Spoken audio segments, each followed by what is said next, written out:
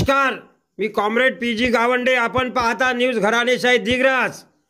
मित्र, वर्धा ते Nanded railway line, Wardha Yavatmal Darwha Digras Pusad हा वाईगवळ मार्गे पौरादेवीला टर्न मारून हा पुसद उंबरखेड नांदेड मार्गे जे रेल्वे लाईन चाललेली आहे, कासव गतीनं काम चालू आहे त्या रेल्वे लाईनचं. तर दारवा येथील मोतीबागची लाईन दिसत आहे आपल्या रेल्वेहून चाललेला.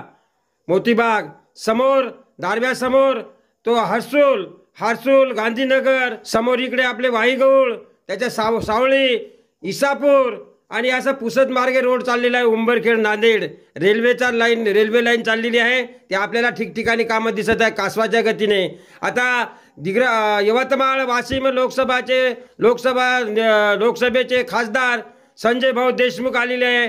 कारण तो केंद्राची स्कीम आहे रेल्वे लाईन म्हणजे, आणि केंद्राची स्कीम असल्यामुळं खासदाराच्या अंडरमध्ये येते तो. आता नवनिर्वाचित खासदार संजय भाऊ देशमुख आहेत.